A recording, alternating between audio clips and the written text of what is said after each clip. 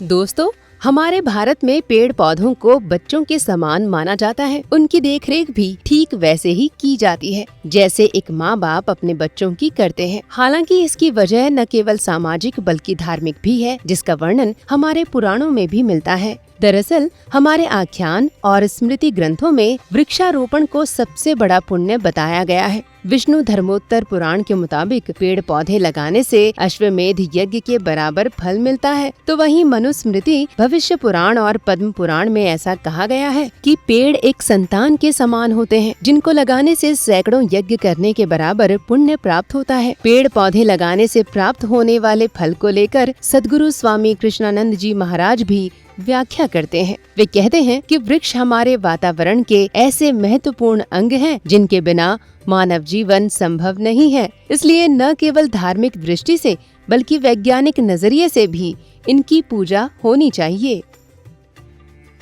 देखो, मंत्र भी एक विज्ञान है और सब मंत्र किताबों में लिखा है।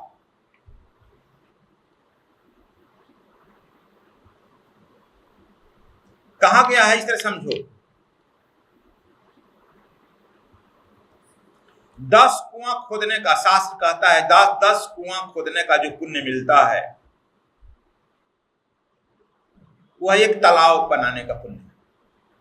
10 तालाब बनाने का पुण्य जो होता है एक झरना का होता है। एक झरना बनाने का जो पुण्य होता है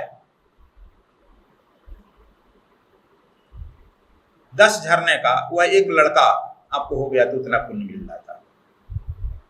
मैंने लड़का होना सबसे बड़ा पुण्य काम है, तब कहेगा।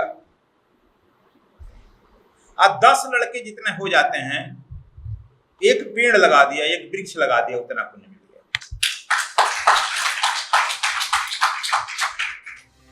पेड़ पौधों की महत्ता के बारे में बताते हुए सद्गुरु मंत्रों पर भी बात करते हैं। वे कहते हैं कि मंत्र केवल कुछ शब्दों से बने वाक्य नहीं होते हैं, बल्कि ये भारत के ऋषियों की देन है, जिन्होंने अपने कठोर तप, त्याग और समर्पण की भावना से इनकी खोज की और इस पूरे संसार को अध्यात्म के सूत्रों में बांधने का काम किया। इसका प्रमाण आपको गायत्री मंत्र से मिल जाएगा, जिसका प्रयोग मानसिक शांति, आत्मज्ञान और बुद्धि के विकास के लिए भारत समेत दूसरे सभी देशों में भी किया जाता है।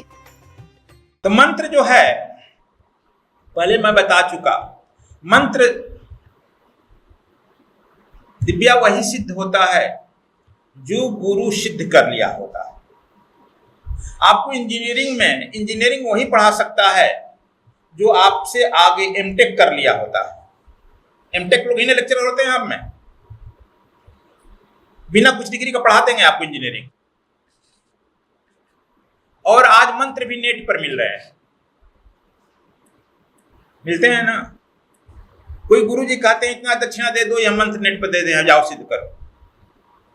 न गुरुजी को सिद्ध हुआ है, न चेला जी को सिद्ध हुआ है। मंत्र जो है एक, वो भी हमारे ऋषियों का खोजा हुआ इंजीनियरिंग है। जैसे विश्वामित्र का खोजा हुआ गायत्री है। आखिर गायत्री इतना शक्तिशाली कैसे हो गया? विश्वामित्र का अन्वेषण।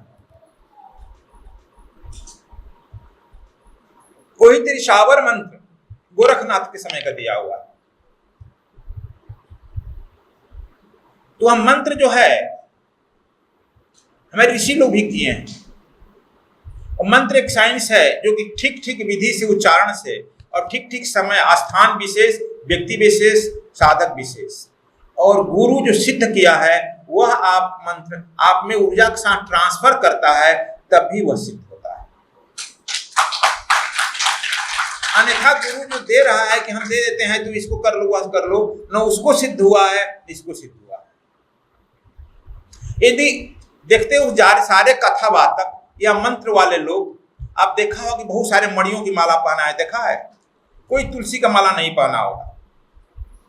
हाथ में 24 हाथ, 10 हाथ है ना, अंगुली है 10 है ना, 10 में 24 अंगूठियां पहना होगा। उसका कल्याण तो उस मंत्र से नहीं हो रहा है, न उसका प्रवचन से हो रहा है, न उसका पूजा से हो रहा है, न उसका पाठ से हो रहा है, अंगूठियों से हो रहा है। देखना सब लोग अंगूठियों से उसका कल्याण निर्भर हो रहा है, तो तुम्हारा कैसे कल्याण होगा दिव्या? इसीलिए जब तुम किस खास कॉलेज में स्कूल में जब पढ़ती है तो यह खोज करती है कि कौन इंस्टीट्यूशन नामी गिरामी के उसका क्या बैकग्राउंड है, दिखता है ना, उसका रिजल्ट दिखता है, बैकग्राउंड दिखता है। उसी तरह से उस मंत्रवेता गुरु का भी जानना चाहिए हम लोगों को बारे में, और जब जान ठीक तब वह होगा।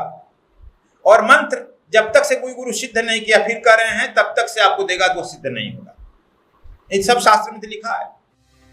तो दोस्तों, ये पेड़ पौधे लगाने से प्राप्त होने वाले पुण्य को लेकर सद्गुरु के विचार हैं। आप क्या सोचते हैं इस वीडियो को लेकर कमेंट बॉक्स में जरूर बताएं। सद्विप्र समाज सेवा संस्थान व सद्गुरु धाम से जुड़ने और अपना योगदान देने के लिए स्क्रीन पर दिए गए QR कोड को जरूर स्कैन करें। धन्यवाद।